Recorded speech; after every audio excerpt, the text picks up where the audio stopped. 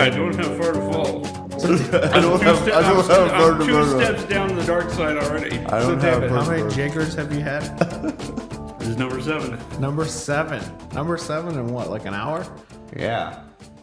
It's got to be more than an hour because you said 45 minutes when we started the last episode, which ran long. It's about an hour and a half. Yeah, that's true. Yeah. Well, anyway, welcome to They Pod 2.0.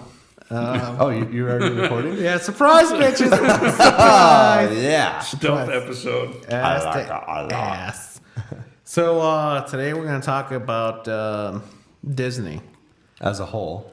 Well, we don't have enough time for that, but Disney, No, we don't have time for that. like what was acceptable as a kid, that you thought was acceptable now as an adult. Holy shit, I can't believe they call that a children's movie. Yeah. We could talk about the whole Disney paradigm. Well, to tie it into the Ghost Story episode we just recorded, I stopped being scared of the Ring when I found out the actress who plays the girl who crawls out of the TV did the voice of Lilo from Lilo and Stitch. And now I just pictured her as a little Hawaiian girl crawling out of the TV. Oh, that's so cute. Cool. That's what they tell you to do in nightmares so that they're less scary. Make the monster into like a big fluffy monster. You make friends with it if you can lucid dream. That's a pretty big if. Yeah, I can't. We established that last episode. Yeah, when you got raped by King Buzzo and the Mumu. Yeah. I just rolled over and closed my eyes till it stopped. I didn't think of England. Service and country. Oh, Jesus. So, yeah, did the ghost have a mustache? Did the ghost mustache tickle the back of your neck?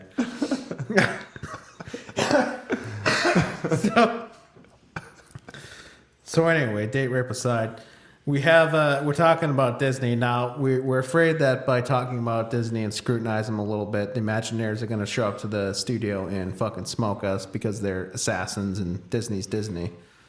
Well, As long as we don't talk about Operation Snow White, I think we're good.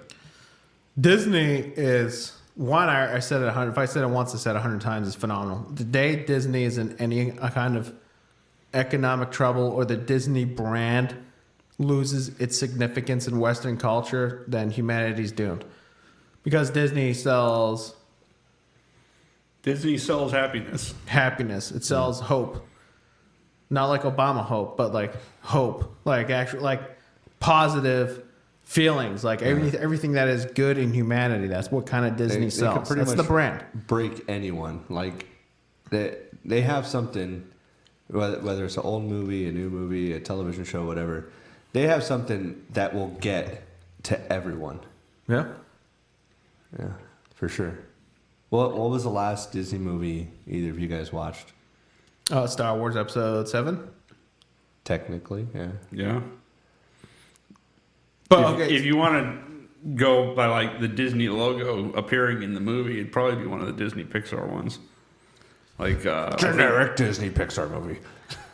I think Toy Story 3 was the last Oh, Pixar really? movie I saw. What did you think about spoilers, right? What did you think about that scene when they were all like accepting their I death? got a thing for Toy Story. Who the true hero of Toy Story is? Sid. Sid.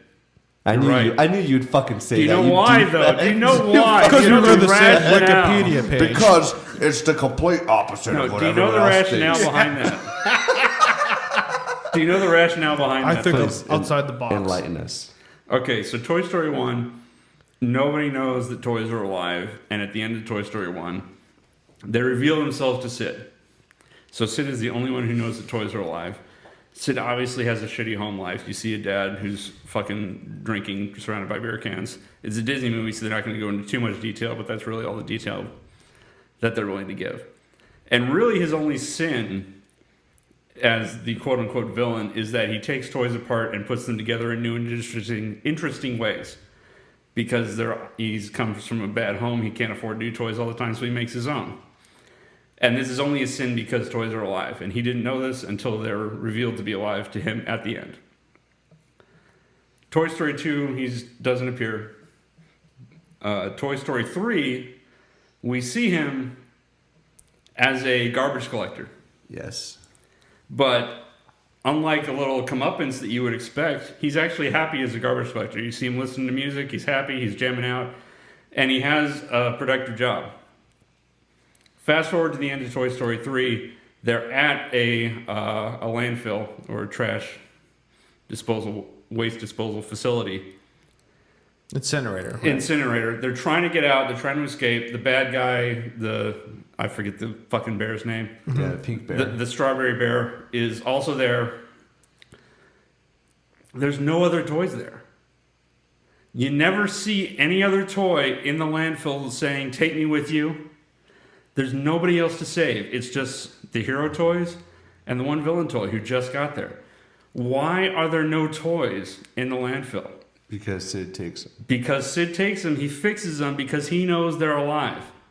Sid is saving every toy he finds. He is the hero That's a of logical Toy hop, Story. skip, and leap. Yeah, It is, that's a but really big reach. it's fucking true.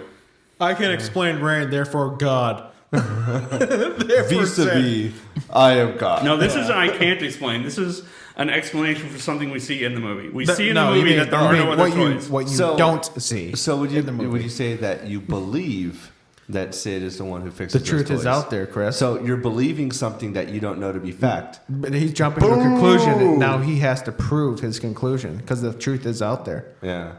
Mulder. Boom. Well, there's only what we Second fucking game. see in the But there's no reference to it in number 2, in the second installment of the trilogy. And so how can you call him the hero when he's not even present? Is he more of like a god figure for you? well, the human characters don't really factor into 2 as much. Okay. 2 is about The real heroes. Finding Woody. So would No, I it was be going like to say it was about finding their place. Is that it's the struggle between do I want to sit in a museum and be relevant forever, or do I want to be with people? So would you say it's that more about the toys finding their place? Toy Story 2 is their search for Spock? Or their episode 7, The Search for Luke. Well, like Who's the Woody R2D2? comes in before the end. Before the end. No, but it's like that. I But- mean, all the Disney movies, they'll follow that paradigm now. Yeah.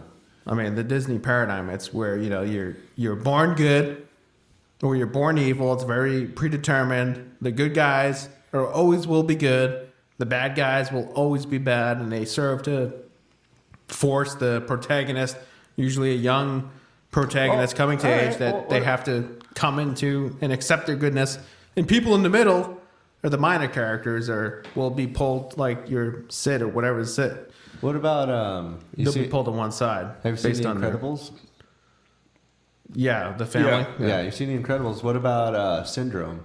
Because he starts out, he doesn't have powers. He wants to be a boy's sidekick. He starts out as a good guy. He wants to be a good guy, but he's not very good at it. So he gets, blown off by the hero, right? So then he makes his own powers and ends up becoming a bad guy. Yeah, the Disney thing is that he was always bad. Oh, because he wanted to be good, but he went bad because he got blown off. Like, he wasn't always a bad guy. He ended up becoming one. The Incredibles is a poor example because Sid is obviously not a villain as much as they try to Syndrome. characterize him as a villain. Talking Does about that Toy mean- Story? No, I'm talking about The Incredibles. Okay. Thought you said- Syndrome. Oh, Syndrome. You said Sid. Okay. Yeah. So I, I said said, correct I them. abbreviated it to Sin as opposed to Syndrome. No, so let me I say think- Syndrome. I I think heard this Sid. seventh Sid. drink is the one that broke Slur, yeah. the one that broke the wall. But That's I the mean, straw that broke his, the pig's back. Fucking the The- one I that mean, pulled the finger out of the can- dike. in Incredibles, his villain moment is when he says, "When everyone's special, no one will be." That we're supposed to hate him for that. We're supposed to hate him for giving everyone superpowers, for inventing all these amazing things that would revolutionize the world. That's supposed to be him as a bad guy. We're supposed to root for the people who were born with power. Fuck that shit. And maybe he was always good. Syndrome's the good guy, and if you ask me, Yeah. the Incredibles Actually, are the villains. Have you guys been to California Adventure? Yes, Yeah. Did couple times, not very often. no? There's like over in like the creation studio or whatever. You go into like this Beauty and the Beast room. They have a storybook, and then you can answer a bunch of questions. And I'll take your picture, and then based off your picture and the questions, they'll assign you a character. And You can do that on the internet without having to pay $100 to Yeah, get you can into take a DCA. short survey. Yeah, okay. Well, anyways, I got Syndrome. Yeah, you're an asshole. With asshole hair. Ass to ass. It's only because of the hair that you got syndrome. They saw the pompadour and they're like, yeah, that's syndrome. Well, I could have got like Gaston or something. Right? Gaston does not have a pompadour.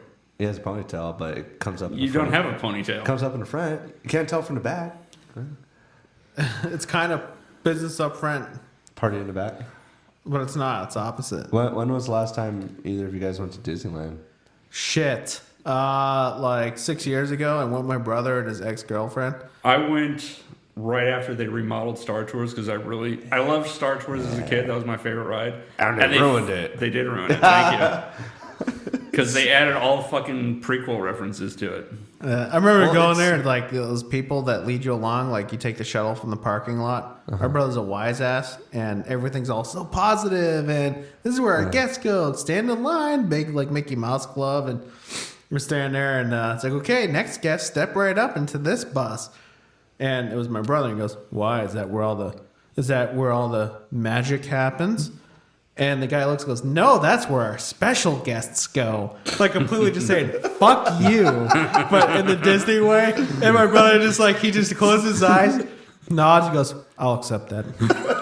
And then he goes back, he goes inside. He's like, "Mike, that guy's like, yeah, he told me to fuck off. He got me. It's like, he got me. That was good. And we both laughed, like acknowledging, like, yeah, you just told him to fuck off in the most in the Disney fucking format. Yeah. That's why no director will work for Disney. Like Yeah. Martin Scorsese will never work for Disney because the brand name is Disney. The brand name was created by Walt Disney like 60, 70 years ago. Well, And like, he that was everything coincides with the super paradigm. specific about his vision, you know. Oh, exactly. I mean, he was a Myers-Briggs test. Myers-Briggs personality inventory. Walt Disney and I have the same personality, by the way, No shit. but minus the anti-Semitism. But the Are we sure about that? yeah, no, we haven't actually asked you about Jews on the show. no. You we know, are 100% sure about that. Ben's fine. We already have one racist on the show.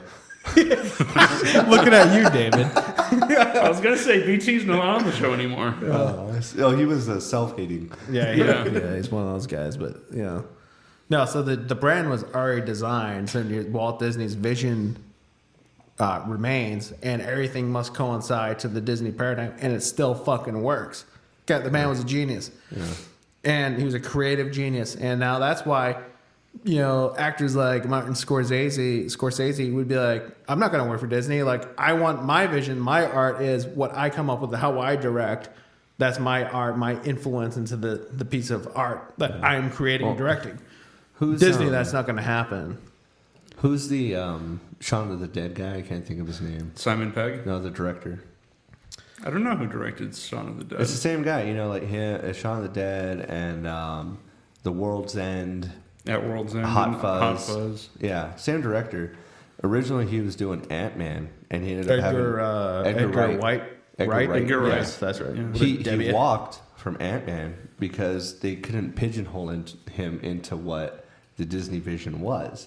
So he ended up having to walk. So that's a perfect example of what you were talking about, where it's like you could do what you want to do as long as it fits within this mold. There's a paradigm, yeah. I think it's a little different with Marvel because it's supposed to be a contiguous universe. All of them are supposed to fit in the same world. So I can kind of understand that with Marvel.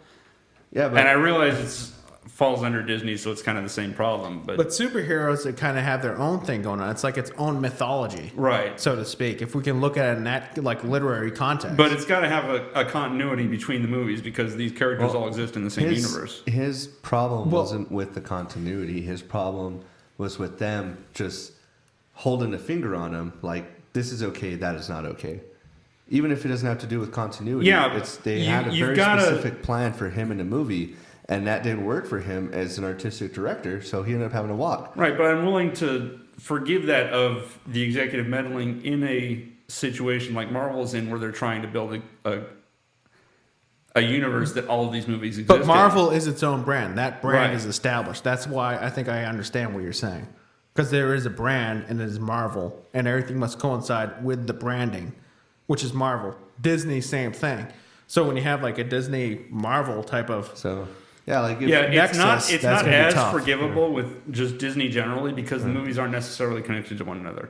Yeah, but I mean, It doesn't have if you're remaking Cinderella, it doesn't have to fit with Snow White. It doesn't have to fit with Toy Story. It doesn't have to fit But with the whatever. paradigm, but it's still a product of Disney. Therefore, the paradigm must coincide with the paradigm. Right. like a The Venn, mythology. So there's still the a Venn executive diagram. There's still right? the executive Two control that circles. Disney wants, but it's not as forgivable as the executive control that the Marvel division wants, because there's the interconnectedness of Marvel, but there isn't the interconnectedness of Disney, if you ask me. Yeah, I mean, but yeah, that's true. But looking at like comic books, and the comic books have their own mythology, so to speak. Yeah, and the thing is like, there's so much going on, because if you were to go to a comic shop right now and say, hey, you know what, why don't you give me a Batman comic? They're like, okay, pick one. We have this corner of the wall, and there's all these brand new comics. There's like 50 of them, and they're all Batman related, right? Mm-hmm. Batman alone, I was like, oh, I got like 10 different Batman comics that are ongoing right now. Mm-hmm. And all of them take place at different times with different versions of Batman with different characters.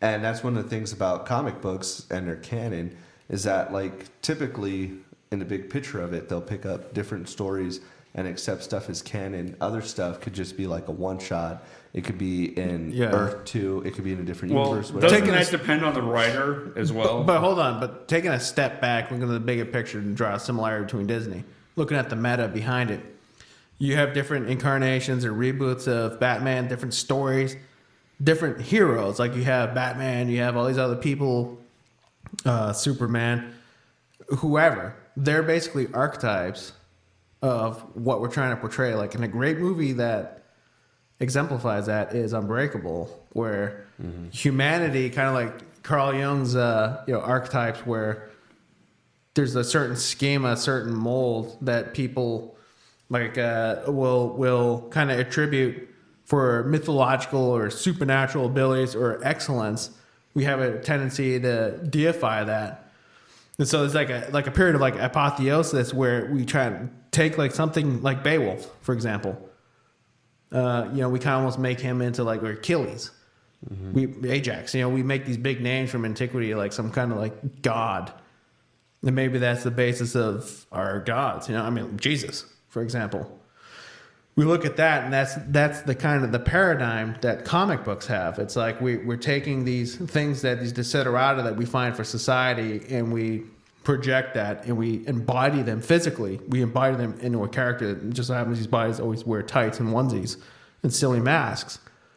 But what they're doing, that's nothing new. That's been done throughout like human history. Yeah. Yeah, I mean, that's basic storytelling, is you impart these archetypes onto characters and use those to impart lessons onto the audience. Right. Morals, but then we put them on a pedestal, that these intangible things that we hold dear as a society, desiderata, like a omnipotence, the perfection, the next level of humanity. The Superman, the Ubermensch is the Superman. It's Superman. It came out. I mean, it was written at the same time. They drew on Friedrich Nietzsche's idea of the Superman, the next level in human evolution. It's like that. Like, what can we aspire to? Yes, he's a one-dimensional character by today's standards, but it's not. Yes, he is. But the act of reaching that level, Planet Krypton or whatever happened there. I mean, that is the real story. It's a backstory. Yeah. Mark my words right now, I think that in the next few years, they're going to kind of figure out that building a universe doesn't necessarily have to make everything super interconnected, because that's one of the great things about the comic books, right? Like you can have story of, Superman on Earth 5, or it's the same thing, but he's a raccoon, right? Whatever. And I think that the Flash movie is going to introduce the multiverse to the general public. I'm just real. Is there going to be a Flash movie? Yeah. I thought they were doing that as the TV show. They're doing a movie and everything else. It doesn't connect, because they're keeping the TV and the movie separate. So it's going to be a different Flash in the movie? It's Ezra Miller. That's going to be fucking a Flash. retarded. Yeah, I know that, but here's the thing though. Okay? It's going to be the Flash, Ben Affleck. Real quick. Ben Affleck as every DC hero ever. I'll explain it in like 15 seconds how I think they're going to do it. Do it. Ready? Go. Okay. So Jeffrey Dean Morgan was cast as Thomas Wayne, Bruce Wayne's dad, right? He almost was Batman.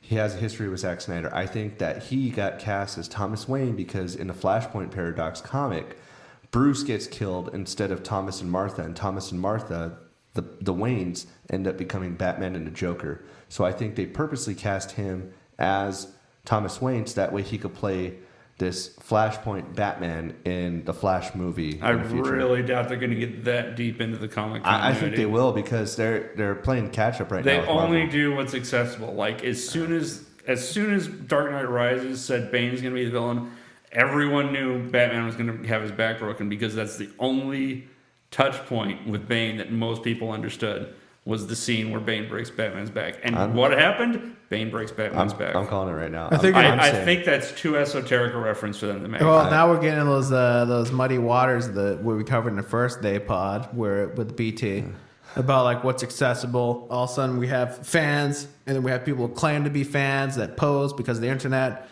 And there's Legends or Guardians of the Galaxy. I've always been fans of that. Yeah. Watchmen. As soon as the movie comes out, all of a sudden everyone's a reader. On the Flash TV show, they explain the multiverse in like 10 seconds, and all of season 2 of Flash has focused on Earth 2 and its crossover with Earth 1. Yeah, but they're not going to make the movie only accessible to fans of the TV show. They're going to make the movie accessible to people who don't watch the TV show. They already made the Flashpoint Paradox into one of those DC Direct PG-13 movies, and I think Jeffrey Dean Morgan was specifically cast as Thomas Wayne, not because he has a history with Zack Snyder from being in a Watchmen. I think because he was almost Batman, and they're going to let him be Thomas Wayne Batman in the Flashpoint movie. Boom, calling it right now. Well, it's on the record for when you're wrong, so we'll all look forward to making fun of you for that. Excellent. Hopefully, when Meanwhile, we're on episode were we 300 talking about Disney earlier? Yeah, we're talking about, but it led into branding, which is what always Disney's all talking about. Batman. Really? The flavor of branding for Disney is, Disney. I mean, it's a household name. I mean, kids grow up on it. I mean, I grew up on Disney. I think everybody grows up on Disney to a certain extent. Yeah, I mean, because that's kind of like pretty much the only thing that's kid friendly, right? Like everyone's like, oh, it's a Disney movie. What would you say is It must be kid friendly. the scariest Disney movie you remember as a kid? That's tough. For me, I would say Dumbo. All right, yeah, go ahead and explain that. Well, for one, like being with a single mom and stuff, I could identify with Dumbo having big ears and being chubby. But, like his mom's all locked up and he's sad, and then there was elephants on parade. Like that movie. Well, we're talking scary or are we talking sad? Well, Because sad, we have to reference Bambi's mom getting shot because every kid is traumatized by that. Yeah, that happens in the beginning, but I would say that Dumbo made me sad and scared me when I was a kid. But two times ago when I went to Disneyland, I went on the Casey Jr. train ride. I never even knew that was a ride, like behind the Dumbo ride. And as soon as you get on it and it starts going, they play the song from the beginning of Dumbo, that Casey Jr. I hadn't heard that song. Great, you sang the song, we're going to get sued. I hadn't heard that song in like 20-something years. And sitting on that train, as soon as I heard like the first few bars of that song, I was like immediately transported to like being 4 years old again. And then I peed my pants. Return to Oz was kind of twisted. Yeah. Was that Disney sanctioned? I believe it was. I'm pretty sure that was a Disney movie. It was like the original Wizard of Oz was MGM. It wasn't even Disney. Right. Boom. Right, yeah, the original was, but the one with like Fariza Bach, my girl, Fariza Bach, if you're listening. Fariza Bach, If you're one of our 10 listeners for Zabak, Fariza Bach, if you're listening, I am also a Wiccan. I have candles. So Ben, what was your scariest Return to Oz moment then? If that's your The whole scary fucking Disney thing movie? was like a horrible Yeah. acid trip. Like when the bed came alive, or whatever the fuck that thing was. Yeah. It was just like a. It's not a kid-friendly movie. Yeah, no, that's one of those things where, yeah, it's a Disney movie. Is it, well, therefore, ergo, it's a kid-friendly movie. It's a Disney movie. But I don't know. I'd hold off on that one because that was kind of twisted. Yeah. When I was little, I would say it was Pinocchio because you got the scenes where he's locked in the cage. You got him turning half into a donkey, while all of his friends or so-called friends turn into donkeys around him. The whale. The being swallowed by the whale. Those are some scary moments if you're like 5-6 years old. So that was probably the only movie I watched at that age where I would be scared of it. Snow White with the haunted forest when she was going through that was kind of creepy. I was either too young or too old when I watched that to be scared by that. Yeah. Personally. Or like the Headless Horseman with the Ichabod Crane. Like, Yeah, that was pretty creepy. good. Yeah, I remember Yeah, that one. I only ever saw that one on TV though, and by that time I was too old to be super remember scared seeing by that it. one in I wasn't school. like I didn't have that primal sense of fear like I had when I first watched Pinocchio. Yeah. So did it stop you from lying? No, You were scared that your nose was gonna grow. no, I'm not Jewish. Like I We've said, already right? established I'm the racist in the group, so I'm just playing a role, guys. Might as well double down on that shit. Wow. Wow. Yeah, you're mean.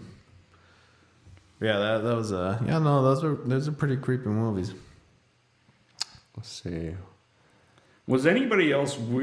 Maybe this is just me. Remember Aladdin? Yes. I couldn't figure out how Aladdin got the money to give his little monkey a vest. and a hat. Like, you can't buy a vest that would fit a monkey. He had to save money that he didn't spend on food. Go to a fucking tailor, say, I would like to commission a little tiny vest for my pet monkey to wear that matches my vest. I would want you to say- take this vest and make it monkey size. And he paid for that. Because you can't steal that shit. Nobody makes monkey vests that you can just steal off a Gotta rack. steal to eat, gotta eat to live. Well, how about like, for example, right? The upcoming game, Primoris, right? We ordered the shirts before we paid for them. So Aladdin could have went in there and been like, "Oh, hey, I'm a wealthy businessman. I would really enjoy a vest and a hat and pants for my monkey. Do you think you could commission that for me?" And a he's like, better "Oh, right cool away, sir." And he breaks in and steals it. So that's not totally impossible. What about Fantasia, the guy the wizard? Oh, Yeah. did you the watch big the original demon? Fantasia with actual Satan in it? Yeah. Horrible. That was awesome. Yeah. That's fucking horrifying. Oh yeah, so I went to pick up those shirts today. You mentioned those shirts. Oh my god. Here we go. We're at North Park, right? It's like AKA Shirts at North Park, a little hipsterville right next to Young Hickory. The Fried chicken and the- waffle place, right? Or the something. the coffee shop of choice for underhanded business dealings. Hashtag at fucking Rambo, you suck. But so we went in there and like, it's a pretty cramped style, very industrial, like real hipster, kind of like, it's obviously a working storefront. Like they get all their equipment like right back through the glass. You could see it. Yeah, right it's, with the you're cash standing register. there at the. We're talking to Jason right there in Yeah. front, and you can see the screen prints behind them where they make all their shirts and stuff. Yeah. And so we go in there and I'm like, hey, I'm here to pick up an order that Chris called in. He goes, oh yeah, I got it right there. And he takes his box, throws it on a counter, and I go to pay for it. And this little fucking Vietnamese, like Asian kid comes rolling in like Yeah, he's one of got those. to be like 7 years old or something. Yeah, 7 6 or 8. 7 years old, like in the little scooter things, and just stops. And he's like, "What's in the box?" So I thought it was like his kid. I'm like, shirts. Like, the fuck, shirts. What do you think? Yeah. There's So like shirts, he everywhere. goes, "Oh, I thought it was something cool," and turns around and fucking rolls out. Right? He rolls out, and then this guy Jason, he's sitting there. He's just like, typing away. He goes, "Yeah, the little kid, his parents own that Thai place down the block, and he comes in there and fucks with us." Like he's getting like bullied by like a 6-year-old kid on a fucking scooter. Little Asian kid with like a bowl cut. He goes like, "How's your day going?" I'm like, all right, I guess. And he's like, "I just started. I haven't had coffee." He's like, "Yeah, well, mine's just starting to sink in right now." Like he just looked out like, "Fuck my life." Like bully's gonna be back in here. So I'm paying for it, and the kid comes back in. Next thing you know, he's next to us, and there's like a little like coat rack, little rack for the shirts, but it's like not a circular thing. It's like side by side, so it's like a little tunnel, like a little cave of shirts. And he just stops and looks up at this guy, at Jay, and he just looks at him. And Jay's like, "No, don't." And he's like, He just looks at him, blinks, and then rolls through the cave and goes right outside, like fucking laughing the whole time. And he's just there, just fucking. He's like, he's not my kid. He's not my kid. And he's just like shaking his head, like, fuck my life. I couldn't stop laughing, dude. Carrying a box and was passed out across the street. I was like, that fucking Asian kid rules with an iron fist, that whole block, dude. And we're like walking across the street. He's like in his parents' freaking restaurant, like on his scooter, looking out at us. Like, that kid's already thinking some wise ass shit to say to us. 6 years old. 6 years old, already fucking terrorizing the neighborhood. He needs more Disney in his life. And on that note, we are donezo.